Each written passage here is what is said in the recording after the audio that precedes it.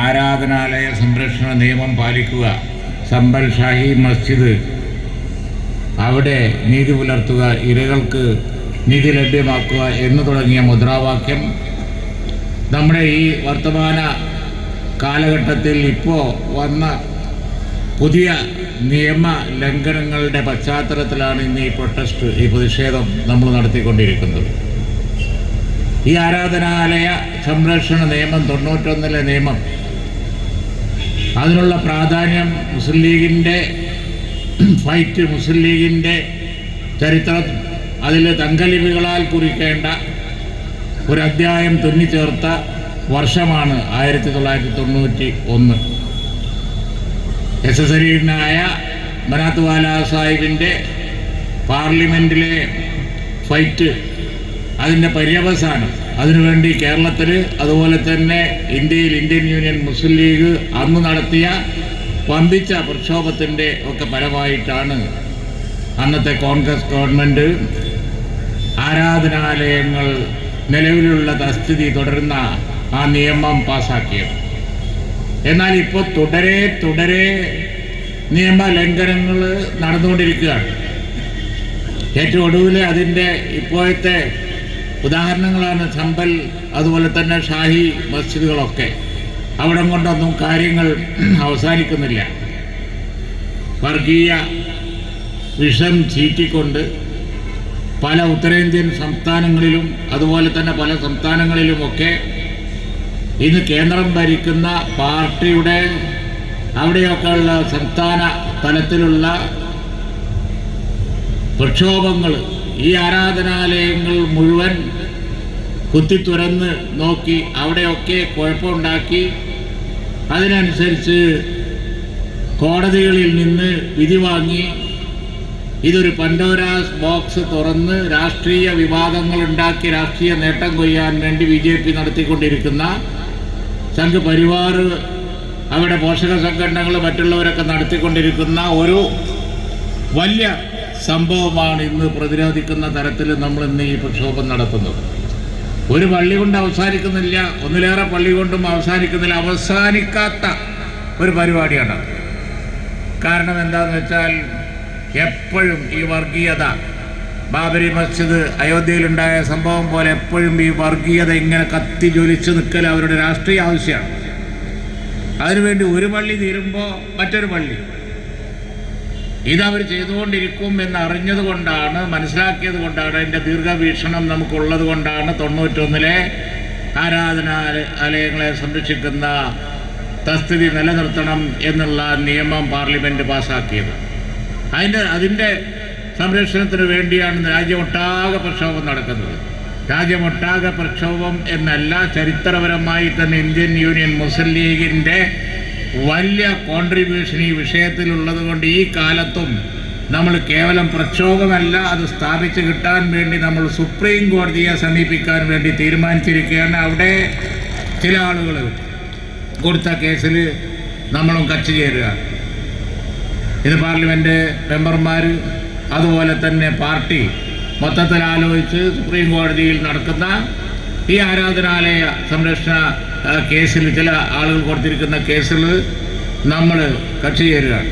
കോടതിയിൽ പോയി വർഗീയ സംഘടനയുടെ പോഷക സംഘടനകളും ബാക്കിയുള്ളവരും ഒക്കെ സംഘപരിവാരപ്പെട്ട കക്ഷികൾ പോയി ഓർഡർ വാങ്ങുകയാണ്. അതിനായിട്ട് ചില നിയമപീഠനത്തിൽ നിന്ന് ഓർഡർ കിട്ടും എന്നൊരു തോന്നൽ ചില സംസ്ഥാനങ്ങളിൽ അവർക്കുണ്ട്. നിർഭാഗ്യകരമായ ഒരവസ്ഥയാണത്.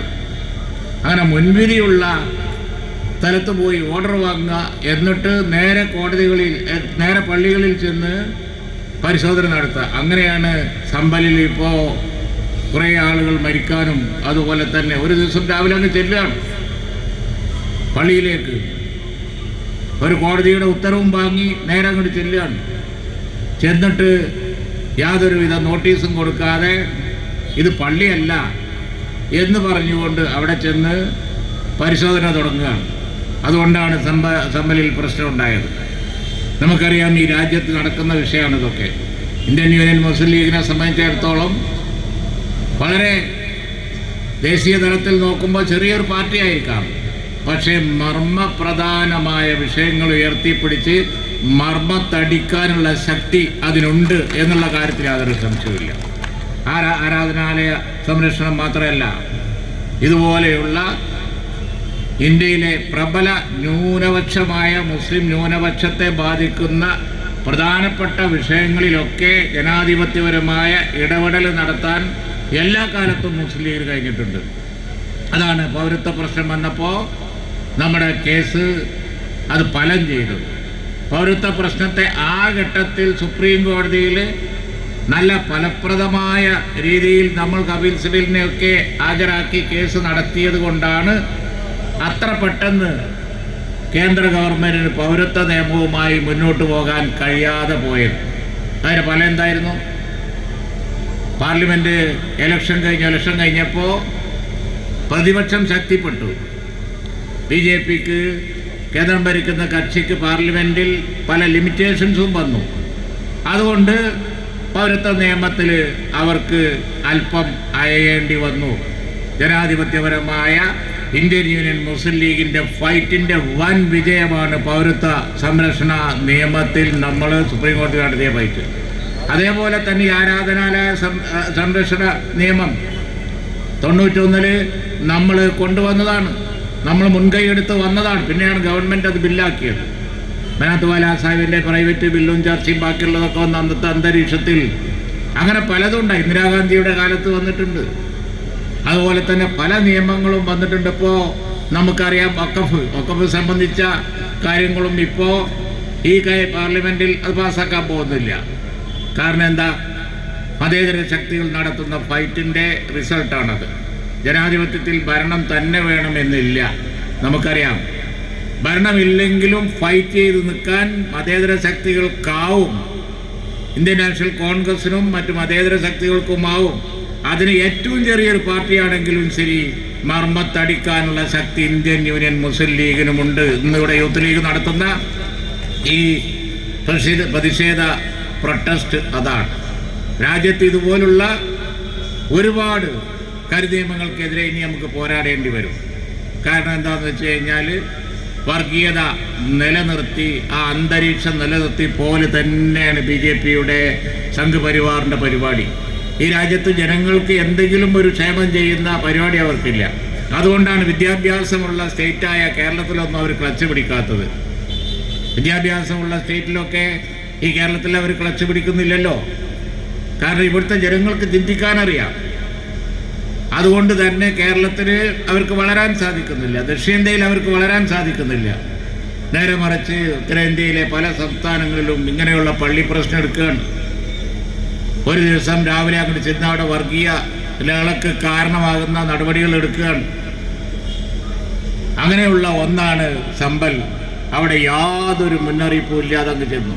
ഇനിയും അജണ്ടയിൽ പല പള്ളികൾ കിടക്കുകയാണ്. ഇനിയും ഈ വർഗീയ നിലനിർത്താൻ ഓരോ സ്റ്റേറ്റിലും എന്തെടുക്കാൻ കഴിയും എന്ന് നോക്കുകയാണ്. വളരെ സെൻസിറ്റീവായിട്ടുള്ള ഇഷ്യൂ കൊണ്ടുവന്നത് അപമാനകരമാണ്. രാജ്യത്തിൻ്റെ അഖണ്ഡതയും രാജ്യത്തിൻ്റെ ഐക്യവും രാജ്യത്തിൻ്റെ ശക്തിയുമാണ് ഇതുവഴി സംഘപരിവാർ ചോർത്തിക്കൊണ്ടിരിക്കുന്നത്.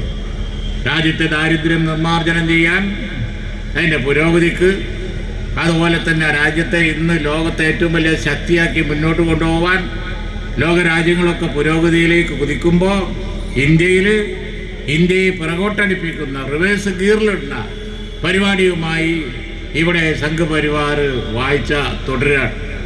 അതിനെതിരെ പുതിയ തലമുറക്ക് പ്രതിഷേധിക്കാതിരിക്കാൻ കഴിയില്ല. അതുകൊണ്ട് തന്നെയാണ് യൂത്ത് ലീഗ് ഇന്നിവിടെ പ്രതിഷേധ ജാഥ നടത്തുന്നത്. നമുക്കറിയാം, ഇന്ത്യ ഒട്ടാകെ ഇന്നുണ്ട്. ഞാൻ വരുന്ന വഴി ഇപ്പോൾ ഖാദർ മജീദ് സാഹിബിനോട് സംസാരിച്ചു, തമിഴ്നാട്ടിൽ. അതേപോലെ തന്നെ വരുന്ന വഴി MP-മാരോട് സംസാരിച്ച് ആരിഫ് ബീരാനുമായിട്ട് ഇപ്പം അവർ കേസ് ഫയൽ ചെയ്യുകയാണ്. അപ്പോൾ അത് നിയമപരമായും അതുപോലെ തന്നെ ജനാധിപത്യപരമായും പാർലമെൻറ്റിനകത്തും പുറത്തും അതുപോലെ നിയമസഭക്കകത്തും പുറത്തും കിട്ടാവുന്ന അവസരങ്ങൾ മുഴുവൻ ഉപയോഗിച്ച് അതിൻ്റെ പാരമ്പര്യമനുസരിച്ച് തന്നെ ഇന്ത്യൻ യൂണിയൻ മുസ്ലിം ലീഗ് അതിൻ്റെ പോഷക സംഘടനകൾ ഒക്കെ ഈ ഫൈറ്റ് തുടരും. ജനങ്ങൾക്കാണ് നമുക്ക് ഉറപ്പ് കൊടുക്കാനുള്ളത്. ഈ പൊതുസമൂഹത്തിനാണ് നമുക്ക് ഉറപ്പ് കൊടുക്കാനുള്ളത്. കമ്മ്യൂണലായി ഡിവൈഡ് ചെയ്യാനുള്ള പ്രശ്നം എവിടെ ഉണ്ടായോ അവിടെയൊക്കെ ഇന്ത്യൻ യൂണിയൻ മുസ്ലിം ലീഗ് മതേതരത്വത്തിൻ്റെ മുഖവുമായി ഉണ്ടാവും. അതാണ് മുനമ്പത്തുണ്ടായത്. മുനമ്പം ഒരു അജണ്ടയാക്കി എടുത്ത് കേരളത്തിൽ ഒരു സമ്പലുണ്ടാക്കാൻ നോക്കുക. ഇവിടുത്തെ പ്രബലമായ 2 ന്യൂനപക്ഷ സമുദായങ്ങൾക്കിടയിൽ അവർ ജനാധിപത്യപരമായി ഇന്ത്യൻ യൂണിയൻ മുസ്ലിം ലീഗ് അതുപോലെ കോൺഗ്രസും ഒക്കെ അണിനിരന്നിട്ടുള്ള UDF-നെ വീക്കാക്കാൻ BJP-യും അതുപോലെ തന്നെ ഇടതുപക്ഷവും ഒരേപോലെ കൊണ്ടു നടക്കുകയാണ്. പ്രശ്നത്തിൻ്റെ മർമ്മത്തിലേക്ക് വന്ന് ന്യായമായി ആ പ്രശ്നത്തിനെ രമ്യമായി പരിഹരിക്കുന്നതിന് പകരം അത് ഉയർത്തിപ്പിടിച്ച് കമ്മ്യൂണൽ ഡിവൈഡ് ഉണ്ടാക്കി ഇവിടെയും ഒരു സമ്പൽ, ഇവിടെയും ഒരു ഇതേപോലെയുള്ള വിഷയം ഉണ്ടാക്കി ഇവിടെയുള്ള ക്രിസ്ത്യൻ മുസ്ലിം അതുപോലെ തന്നെ ഹിന്ദു മുസ്ലിം സമുദായങ്ങൾക്കിടയിൽ ഒരു ഭിന്നിപ്പ് വലിയ തോതിൽ കൊണ്ടുവന്ന് അതിന് സാമൂഹ്യ മാധ്യമങ്ങൾ കുറേ പ്രത്യേക തരത്തിലുള്ള പ്രചരണങ്ങൾ നടത്തി ഡിവൈഡ് ഉണ്ടാക്കി. അടുത്ത ഒരു കൊല്ലത്തിന് അടുത്ത തെരഞ്ഞെടുപ്പിന് മുമ്പ് ആ ഡിവൈഡ് ഉണ്ടാക്കി ഇന്ത്യൻ യൂണിയൻ മുസ്ലിം ലീഗിനെ തോൽപ്പിക്കണം, കോൺഗ്രസിനെ തോൽപ്പിക്കണം, UDF-നെ തോൽപ്പിക്കണം, ജനാധിപത്യ ചേരിയെ തോൽപ്പിക്കണം. അതിനുവേണ്ടിയുള്ള ശ്രമമാണ്. പാലക്കാട്ട് തുടങ്ങിയ ആ പരീക്ഷണം ഈ കേരളത്തിൻ്റെ മണ്ണിൽ പരാജയപ്പെടുത്തിയിട്ടുണ്ട് എങ്കിൽ നിങ്ങൾക്ക് മുനമ്പവും അതുപോലുള്ള പ്രശ്നങ്ങളും കൊണ്ടുവന്ന് സമുദായങ്ങളെ ഭിന്നിപ്പിക്കാനുള്ള അവസരം ഇവിടെ തരാതിരിക്കാൻ വേണ്ടി ഇന്ത്യൻ യൂണിയൻ മുസ്ലിം ലീഗ് ആവുന്നതൊക്കെ ചെയ്യും എന്നാണ് ഞങ്ങൾക്ക് പറയാനുള്ളത്. നമ്മളിവിടെ വഖഫ് സംരക്ഷണത്തിനാണ് പോരാടുന്നത് ഇന്ത്യ ഒട്ടാകെ. ആ പോരാട്ടം നമ്മൾ തുടരും. നമ്മളിവിടെ പൗരത്വത്തിനാണ് പോരാടുന്നത് ഇന്ത്യ ഒട്ടാകെ. ആ പോരാട്ടം നമ്മൾ തുടരും. നമ്മൾ ആരാധനാലയങ്ങളെ സംരക്ഷിക്കാനുള്ള പോരാട്ടമാണ് ഇന്നിവിടെ നടക്കുന്നത്. അതിൻ്റെ ഭാഗമാണ് ഈ സമരം. അത് നമ്മൾ തുടരും.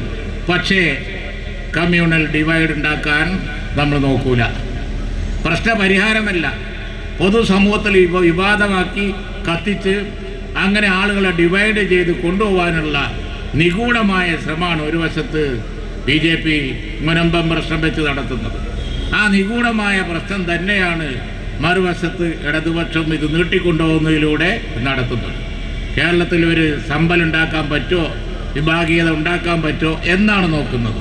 നമ്മൾ ഉயிருള്ളിടത്തോളം ജീവനുള്ളിടത്തോളം കാലം അതിനെ സമ്മതിക്കുകയില്ല എന്ന് സാദിഖ് അലി ശിഹാബ് തങ്ങൾ പ്രഖ്യാപിച്ചുകൊണ്ടാണ് കൊച്ചിയിലും മറ്റും പോയി സമുദായ സൗഹാർദ്ദത്തിന് വേണ്ടി ബിഷപ്പ്മാരും ഒക്കെ ആയിട്ട് ചർച്ച നടത്തിയത്. ആ ശ്രമങ്ങളും ആ പാരമ്പര്യവും നമ്മൾ തുടരും. അതാണ് നമ്മുടെ പാരമ്പര്യം. അതല്ലാത്തതൊന്നും നമ്മുടെ പാരമ്പര്യമല്ല. ആ പാരമ്പര്യങ്ങൾ ഉയർത്തിപ്പിടിച്ച് പോകുന്ന കാര്യത്തിൽ മുസ്ലിം യൂത്ത് ലീഗ് ഇന്നെടുത്തിരിക്കുന്ന ഇനീഷ്യേറ്റീവിനെ അഭിനന്ദിച്ചുകൊണ്ട് ഇവിടുത്തെ ഈ പരിപാടി ഉദ്ഘാടനം ചെയ്തതായി പ്രഖ്യാപിക്കുന്നു. എല്ലാവർക്കും നന്ദി. ജയ് ഹിന്ദ്.